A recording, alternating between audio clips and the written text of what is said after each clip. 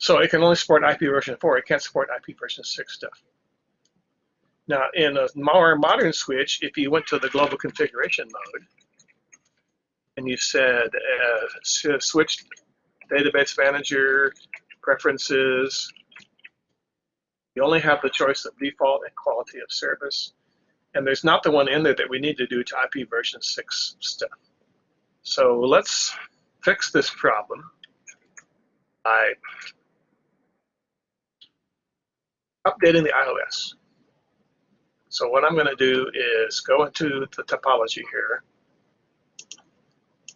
and I'm going to add a server, which is one of the pre-configured services built in.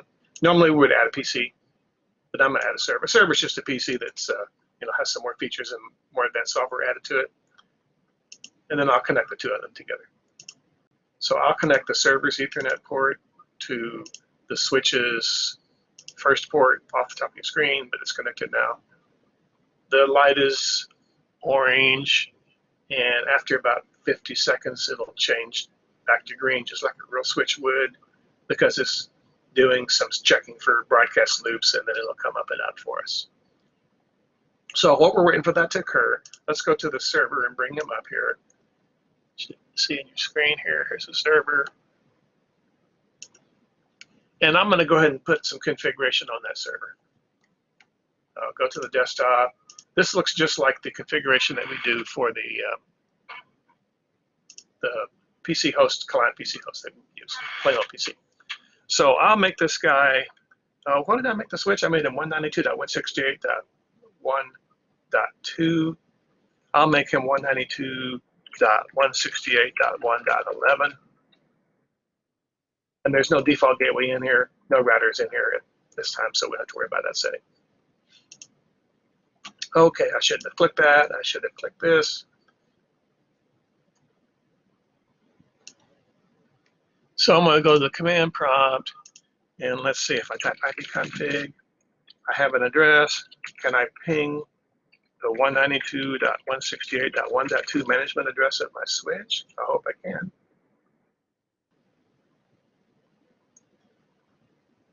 Okay, so the first request timed out, and that was because of the latency, the delay. It was caused by the ARP protocol lining up the layer 2 data link layer MAC address with the layer 3 IP address.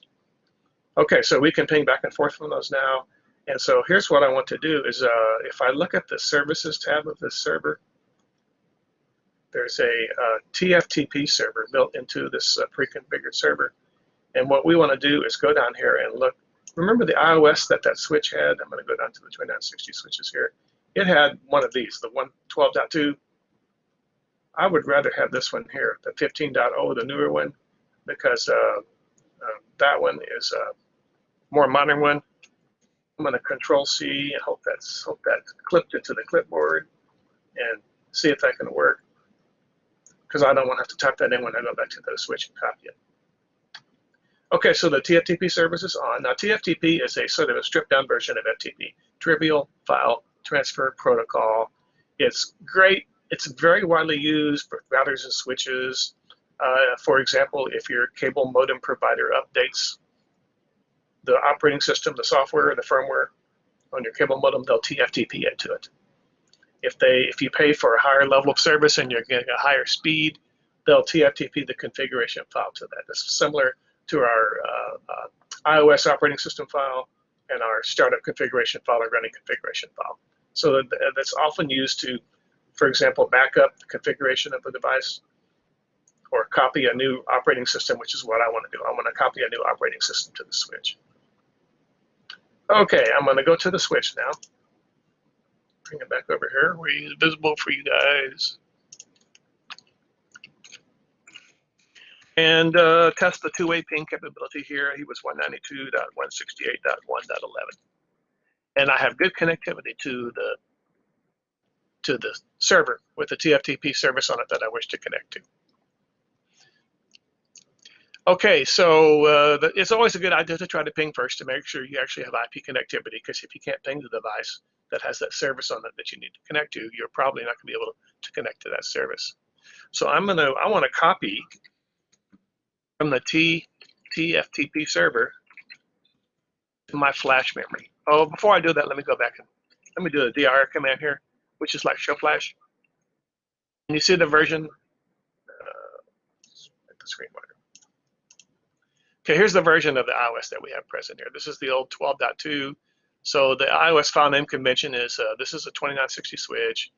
It has the LAN-based, just regular LAN-based features, version 12.2. And what we want to do is we want to upgrade that to the version 15, which should support this IP version 6 feature that we would like to have in here, so that we can apply an IP version 6 management address to that VLAN, which we couldn't do in that earlier file. You couldn't apply the IP version 6. Okay, so I want to copy, and this is like the copy command in DOS or Windows, copy from something to something. I want to copy from the Tftp server to the flash memory. And I want to put another iOS in that flash memory, and then we're going to do a command to make it, instead of dual booting to the old one, we want it to boot to the new one. So it's going to ask me the question, first of all, what is the IP address of that Tftp server? You could put in the host name if you had DNS here. We don't have that. I'm just going to put in the raw IP address, 192.168.1.2. And the file name, let me see if my paste works here.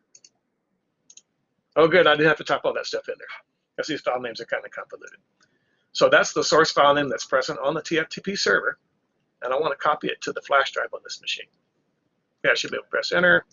And here he's saying, do you want to keep the same file name here on the switch, or do you want to name it something else? We're just going to accept the default.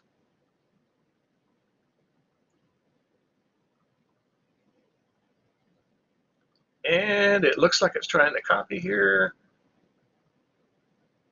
Taking a little longer than it normally sees. Sometimes it takes 2 attempts. We'll see here. We're watching, we're waiting.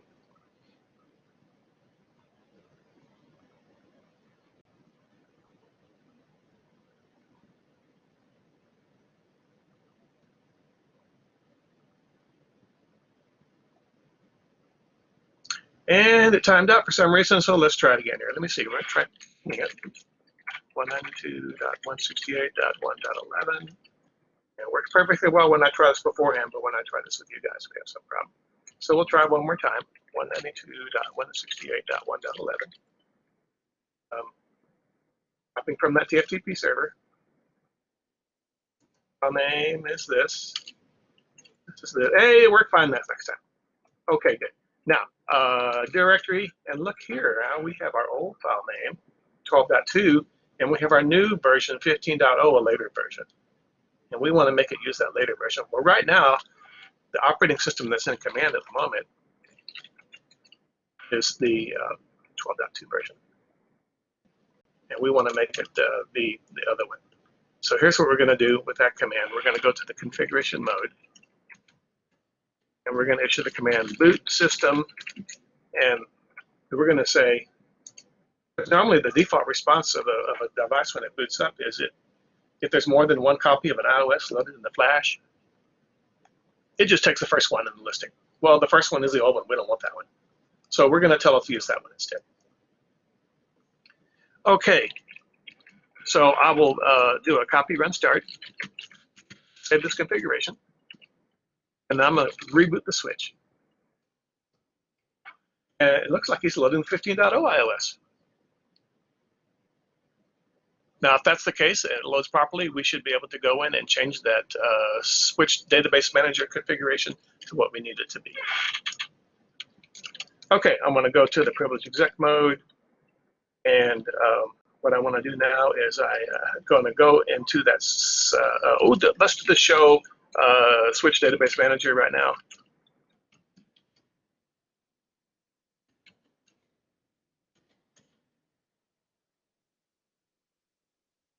Okay, so let's change it from the default template to the dual template. And that should be able to give us some better action here. So what I'm going to do is go to the configuration mode and say switch database manager preferences, and our choices now, look at all our choices. Before I had was default and quality of service. I want the dual IPv4 and IPv6. I want to support both of those. So I'm going to type dual. And then the last thing I should have to say is default, which makes it stick. Okay, so now I got to reboot the switch. Just for insurance, I'm going to do another copy run start and do another reload.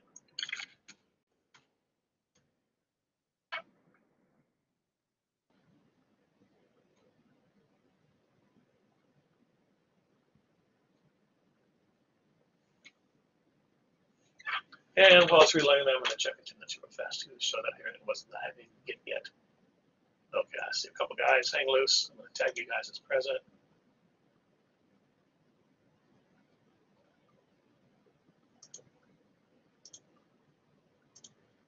1, 2, 3, 4, 5, 6, 7, 8, 9. 1, 2, 3, 4, 5, 6, 7. What am I missing here? Let's see. Oh, okay, I found it.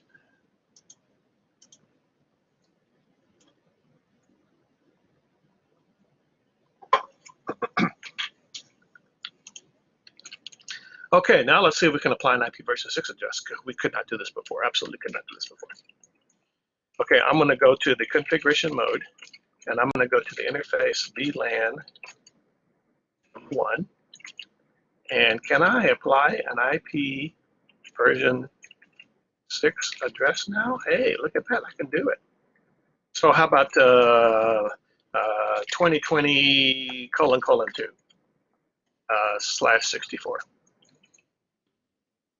And just for fun, we'll put in a link local address in there too. So IPv6 address FE80::2.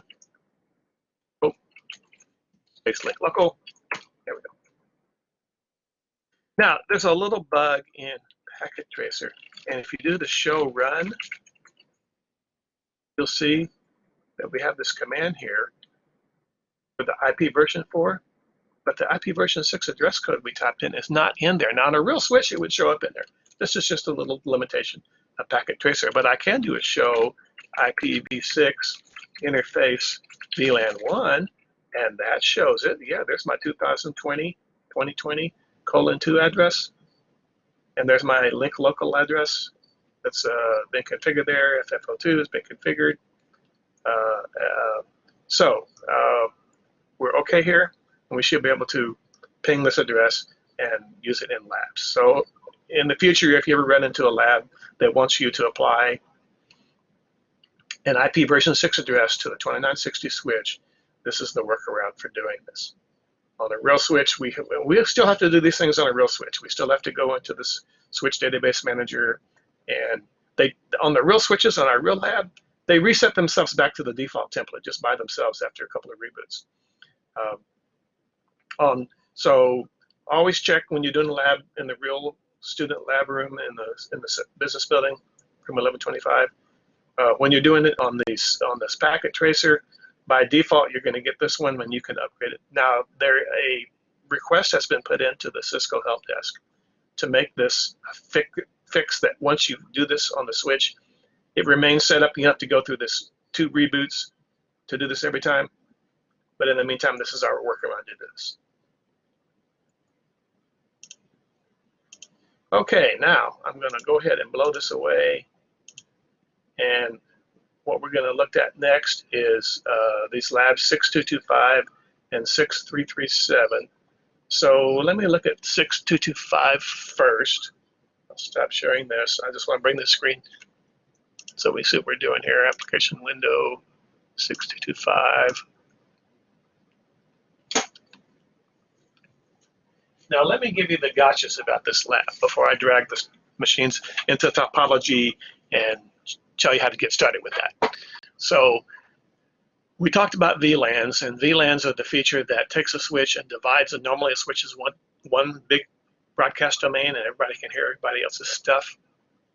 So what we do in VLANs is, in this example of this lab, they're creating one VLAN for the students, VLAN 10, and they're creating a second VLAN for the faculty and staff that's going to be VLAN 20. Now, in this first lab, there is no router in here. We've created 2 separate broadcast domains corresponding to 2 separate networks. We actually got 3 in this lab. The VLAN 1, the management addresses for the switches are going to be on VLAN 1, the default built-in VLAN that's always present on the switch. They're going to be 192.168.1.11 and 12. The 2 student PCs are going to be on VLAN 10. So best practice is use the VLAN number as part of the IP address. So these two student PCs, PCA, PCB, are 192.168.10.3 and 10.4.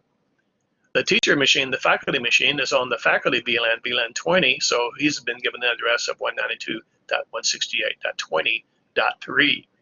So there's a step in the lab where they tell you to ping back and forth and test pinging capabilities. There is no router in this lab. There's no inter VLAN routing. That's in the next lab. So there's going to be absolutely no connectivity between the different broadcast domains, the different networks. So the two switches will be able to ping each other. The other wire between them, they'll be able to ping each other just fine. The PCA and PCB will be able to ping each other because they're both in the same VLAN and they're communicating through the two switches through the trunking cable. The poor faculty member has no other faculty member to ping. So no one will be able to ping the faculty member. When you're connected to PCC, you won't be able to ping any of the devices. When you're connected to PCA, you will only be able to ping PCB. You will not be able to ping PCC or the switches management addresses because they're on separate VLANs.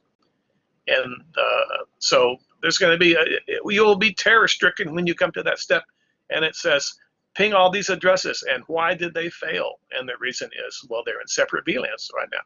And there has been no inter-VLAN connectivity. There's no router that's been connected into this at all. Okay, so I'm going to go back to the packet tracer program. And try to recreate this topology. Okay, so all that stuff I went through with that switch earlier for applying IP version 6 addresses, not necessary in this lab. It's only IP version 4 addresses. So that's a fix if you ever run into another lab and they want you to do some IP version 6 stuff. Okay, so I'm going to, first of all, I'm going to pull in the switch 1 and switch 2 into the topology. So I click on the devices. And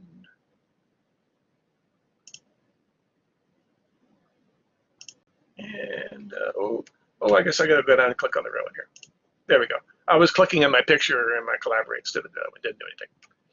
Okay, so I'm going to click on the switch and bring in a switch 1 and a switch 2. Drag them up here a little bit. Check on Collaborate. It's visible. Okay, so I'm going to click on the switch, which brings up this tab. I'm going to go into configuration mode. I'm going to cheat. I'm not going to go into CLI. I just want it to look like S1.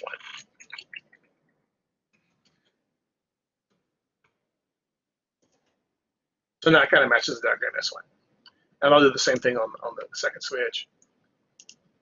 Go into the configuration tab. Change it to S2. And the display name to S2. Now it's more comfortable looking because it matches the diagram on the front page of the lab.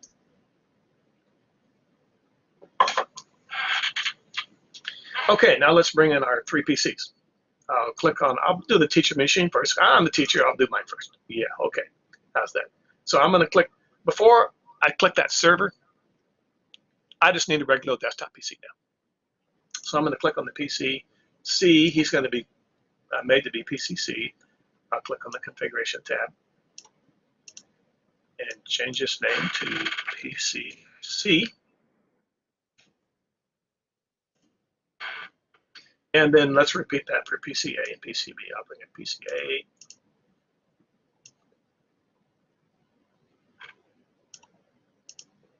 Change his name to PC-A. And PCB. And change his name to PC-B.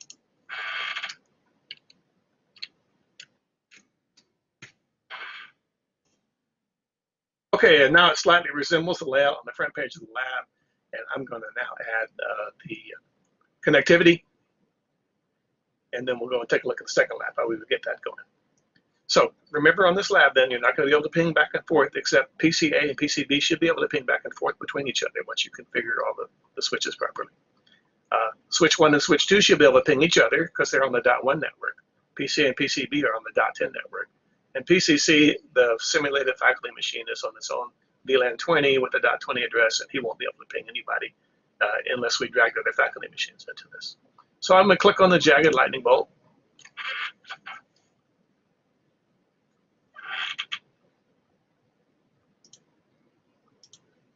Just a second, I'm checking attendance.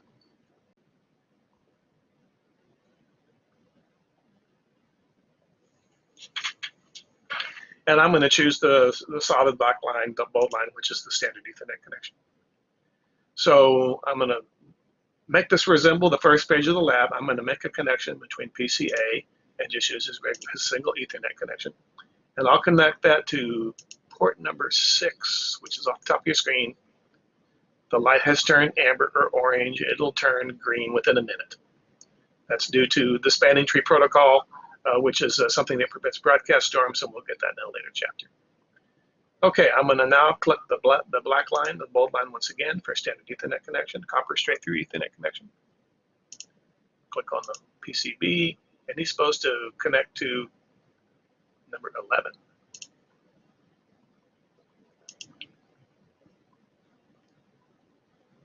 And then we'll connect the two switches together, and it looks like it's 1-to-1.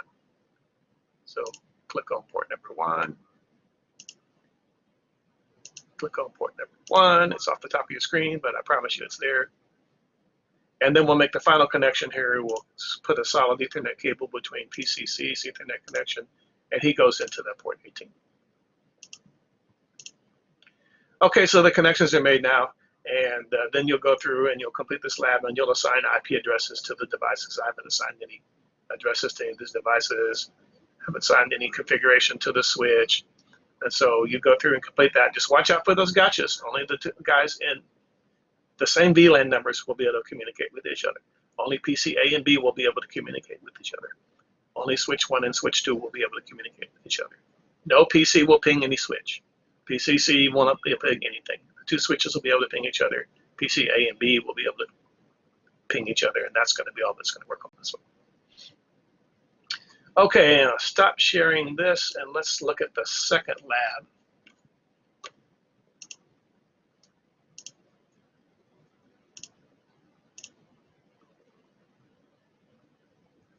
In this lab, we have two PCs that are, okay, does the mouse do? Okay, now I got my ghost mouse good. Okay, in the first lab, you were unable to communicate, absolutely could not ping back and forth between the PC and VLAN 10 and the PC and VLAN 20 because there was no router in there. They were completely segregated, isolated networks, and they could not talk to each other at all. Of course, in the real world, in education, what we call outside industry, here in education, we won't be able to talk back and forth between teachers and students. So we have to have some type of connectivity. And in this lab, the router is going to provide that connectivity. It's going to provide the connectivity between the two VLANs. So the router's single Ethernet port using sub-interfaces is going to be configured as having a default gateway address for the users in VLAN 10 and the default gateway address for the users in VLAN 20. Okay, I'm going to now bring up Packet Tracer and hook up this topology in there, and then I'll cut you guys loose and you can work on the labs. So stop sharing this.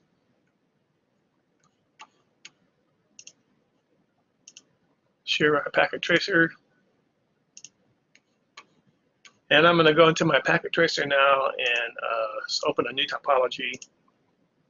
And now I want to be able to recreate that lab environment that we just saw. So first of all, at the top was a router. I'll bring the routers up. And now in this lab, it's the 1900, 1800 series router. So I'll choose the 1941, which is the one the lab is written in. The 1941 is the one that actually has gigabit Ethernet ports. The old 1800 routers only had fast Ethernet style. This lab is written assuming it's G0/1 instead of FS0/1. So I'll go in here and change it to R1 for parent's sake. Move it to the top of the screen because it's going to get crowded in here. And let's bring in our two switches. So I'll click on the switch icon.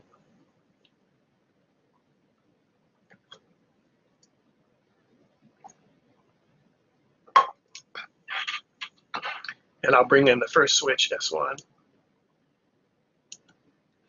And I'm going to have to scooch it up here because we're running out of space. And I'll bring in the second switch. And then let's go in here and make the display names look right. So this is going to be, sorry, you can't see it up right here. That's one. That's one for display purposes. And then we'll go into the second switch and make it 2, S2. Okay, and now we'll bring in PCA and PCB into the topology. So, is there PCA, surely to be renamed properly, PCB,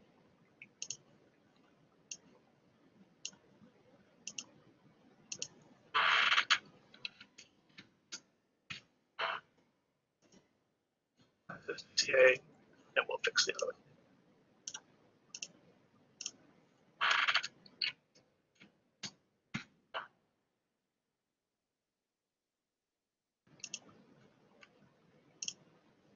Okay, let's make some connections. All standard straight through copper Ethernet cables in this case. Some of these are access ports that go to the PCs. I'll make those first. So S1 is connected through his port number 6 to the PC's Ethernet port. And S2 is connected through his port 18 through PCB's Ethernet port. Then we need a connection between the two switches, S1 to S2. It's going to be from port 1 to port 1. And that connection between S1 and S2 on ports F0/1 on both of them, that's going to be configured with the command switch port mode trunc to be a trunking port between the two of them. So as a reminder, trunking ports are the ones that commingle all the different VLANs together. They add a tag to all the Ethernet frames that are in that trunking port so they can mix them all together on one wire and commingle them, and they can place them all out separately when they go to the various ports. And I compared this last time to the T1 lines that are used in telephone conversations. The telephone company engineers came up with a method in the 1950s where they could put 24 telephone conversations on one physical copper wire, because they kept having to dig ditches and put wires in between Dallas and Fort Worth, where the old turnpike used to be.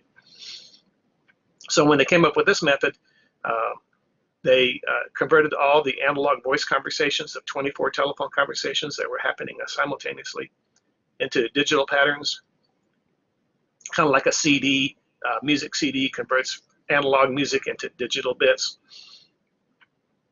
And they were able to create 24 voice conversations in little frames over the wire going between the two locations, and they put an identification number on all these frames so it would identify your telephone conversation between the other 23 telephone conversations, and you wouldn't get mixed up with somebody else. You wouldn't hear somebody else's telephone conversation.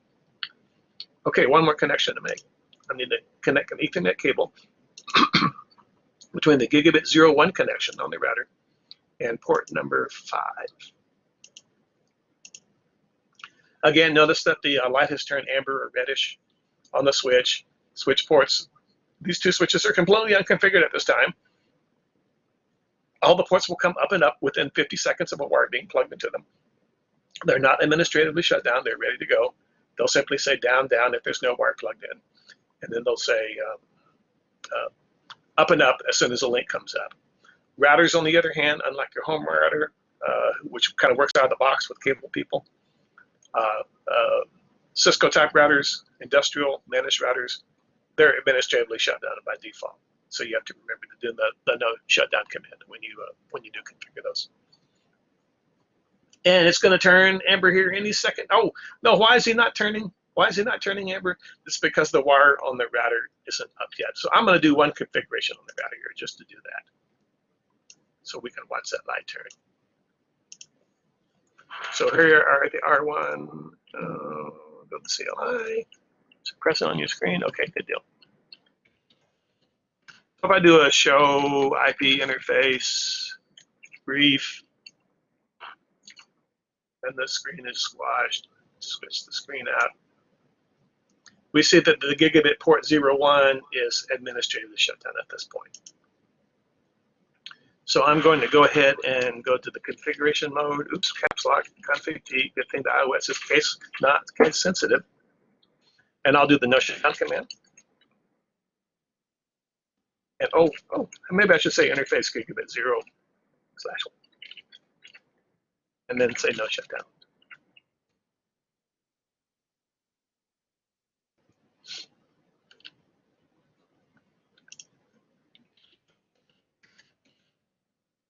Now, if I drag the server slightly to the side here, is he up and up? Is he up and up?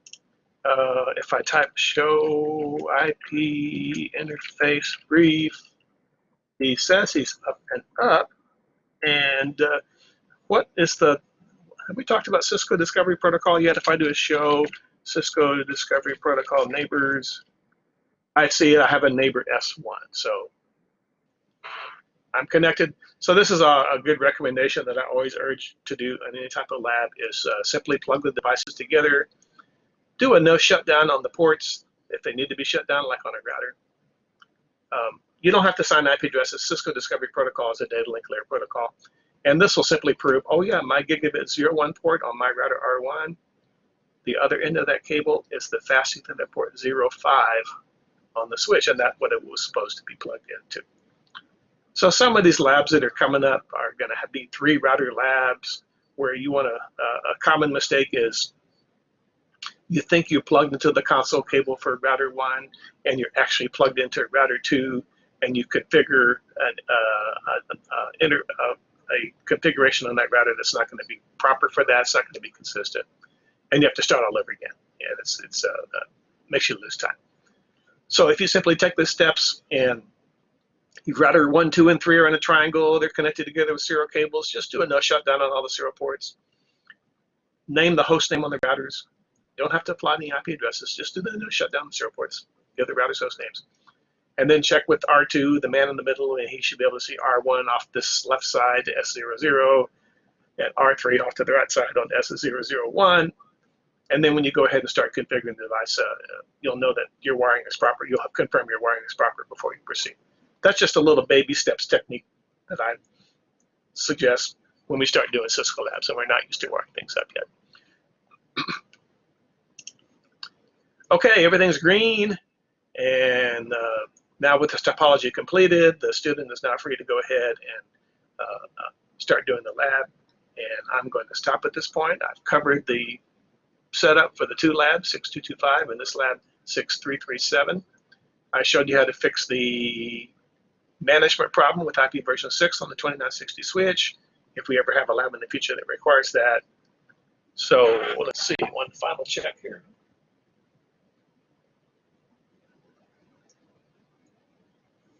Okay, guys, so what we're going to do on Wednesday is we're going to have, it's going to be a chapter and a lab all in one day.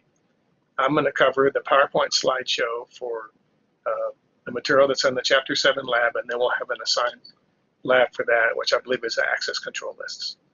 And then I'll get you started on that lab like I like to do for each one of these labs. And we're sort of in the halfway point here. Let me see, 1, 2, 3, 4, 5, 6, 7. We're about half here through the course. And so I think we're going to be able to complete this okay and cover all the objectives, even though they're still a week from us. We only have 7 weeks instead of 8 weeks. I think we're going to be able to catch up okay and be able to complete this course okay.